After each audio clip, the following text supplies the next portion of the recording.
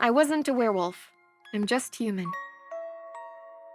When I was 3, a member of the pack found me lost, scared and crying in the woods. They took me back to the pack house, where the Alpha and Luna, the 2 people I now call Mom and Dad, decided to adopt me. They had always wanted a daughter, but Mom had a hard time being pregnant and had almost died giving birth to Ripley, so Dad didn't want to risk it. They saw it as a sign that I was brought to them, and Mom loved me as soon as she set her sights on me. I'm 17 now, soon to be 18, and even though I loved my family completely, it was hard living in the pack.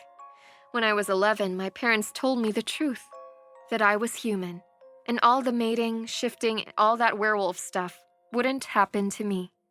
Not that I hadn't guessed, but I suppose some part of me always had hoped I was wrong. The pack had always treated me differently.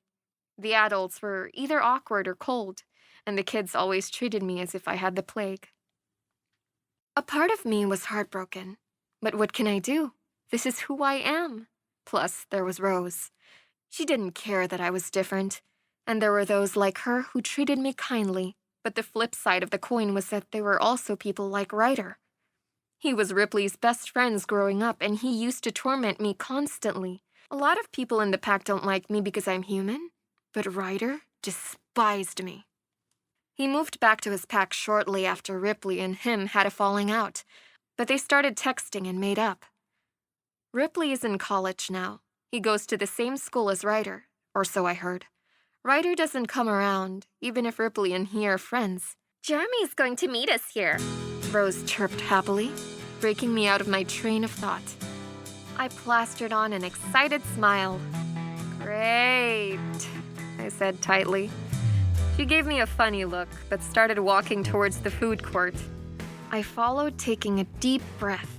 I will not be envious or ugly towards my best friend because she's blessed with something I'm not. I will be happy for her. We ordered some fries and pizza as we waited on Rose's mate, Jeremy. When his light-haired head came into view, Rose leaped up and tackled him in a hug, plopping a wet kiss on his cheek, causing him to tickle her. I gagged playfully at them as the 2 sat down.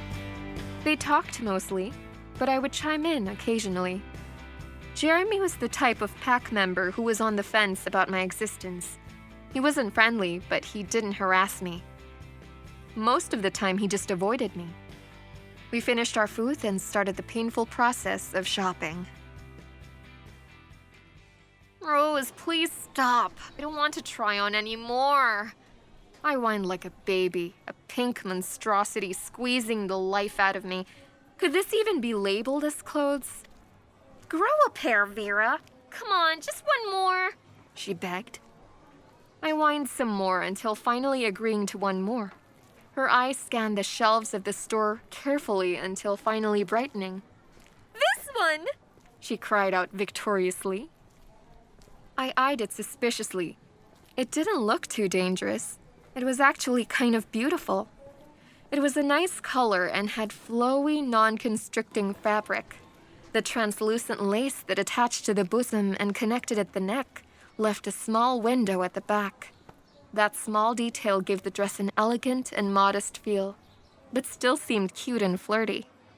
I took it reluctantly and went to the changing room for hopefully the last time. The fabric felt comfortable against my skin as it slid on. I sighed. It fit perfectly. I looked in the mirror and had to do a double take. It looks awesome! It hit mid-thigh and hugged my curves in the right places. It was cute, slightly sexy, but still modest, as I hoped. The light blue color was also safe, so I wouldn't stand out too much. Let me see! Rose yelled eagerly from the other side of the changing room. I shyly opened the door, twiddling my finger in front of me. Rose was silent for a moment. It's perfect! You look gorgeous! We're getting it! She decided stubbornly. I smiled, silently agreeing with her. We picked out some simple jewelry and a pair of nude heels with small rhinestones coating the heels. Finally, we could go home. Download We Here for the best romance.